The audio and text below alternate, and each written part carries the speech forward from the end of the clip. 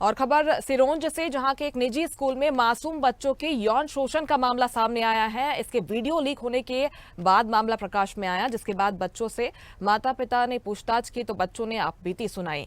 ये सब कुछ लंबे समय से चल रहा था। एक पीड़ित के भाई ने कहा कि कोचिंग में जाने वाले लगभग सभी बच्चों के साथ शिक्षक घिनौनी हरकत कर चुका है। वो किसी भी बच्चे को कोचिंग का समय पूरा होने के बाद रोकता था, फिर उसके साथ अप्राकृतिक कृत्य करता था। ऐसा ही बयान एक पीड़ित की मां ने भी दिया है। मामले की गंभीरता को देखते हुए जिला एसपी रोहित काशवानी भी सिरोंज पहुंचे। उन्होंने मीडिया से चर्चा में कहा कि पुलिस गंभीरता से अपना काम कर रही है। अभी 3 एफआईआर दर्ज हुई हैं और 5 बच्चों का मेडिकल टेस्ट हो चुका है। इन्होंने पूरा चेकअप किया है, हमसे ना तो मना करने का पूछा ना हाँ करने का। इन्होंने जो चेकअप किया। अब इंग्लिश तो हम कुछ जानते नहीं है, मगर ये हमसे कह रहा है कि हमने बच्चों का चेकअप नहीं किया अंदर का, हम डबल से करेंगे। अब आप बताइए, हमारे बच्चे 3 बजे के भूखे प्यासे हैं, सर्दी का मौसम है।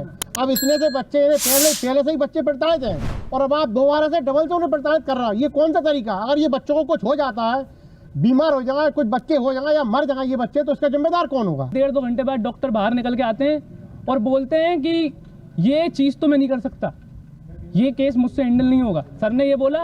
और फिर पता नहीं 15-20 मिनट बाद ही क्या होता है कि डॉक्टर कहते हैं मैं ही करूँगा इसको। आप समझ रहे हैं, रिलायबिलिटी पे सवाल उठ सकता है इस रिपोर्ट की। पहले डॉक्टर ने डिनाई कर दिया, फिर हाँ कर दिया। अभी डॉक्टर हमसे मिलके बोलता है कि आप सब लोगों ने किसी ने भी कंसेंट के लिए हाँ नहीं बोला था।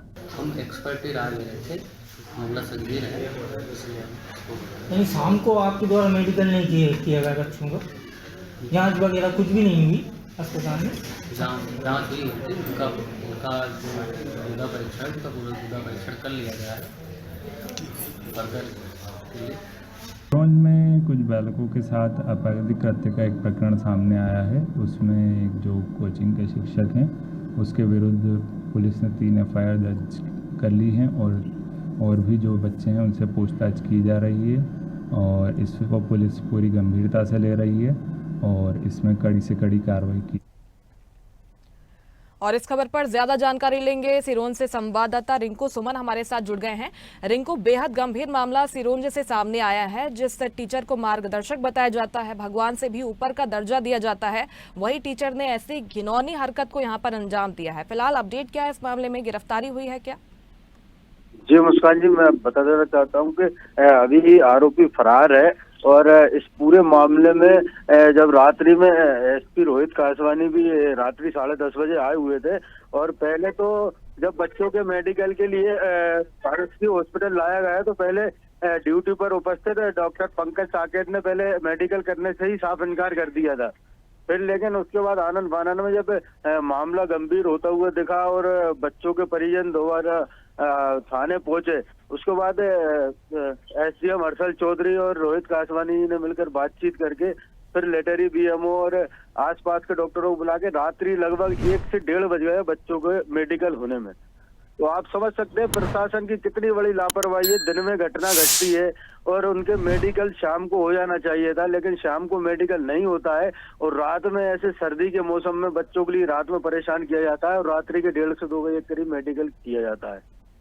रिंकू, अभी तो 5 बच्चों के नाम सामने आए हैं जिनके साथ ये घिनौनी हरकत को इस टीचर ने अंजाम दिया था। ये भी कहा जा रहा है कि लंबे वक्त से ये सिलसिला चल रहा था और आंकड़ा और भी बढ़ सकता है, और भी कई बच्चों के नाम सामने आ सकते हैं। जी बिल्कुल मुस्कान जी, बता देना चाहता हूँ कि अभी तो मात्र 5 बच्चों के ही इस मामले में नाम सामने आए, क्योंकि कुछ बच्चे इतने डरे हुए हैं, सहमे हुए हैं। शिक्षक ने उन बच्चों के लिए इस तरीके से डरा रखा था कि कोई भी बच्चा अपने परिजनों को बता नहीं सकता था।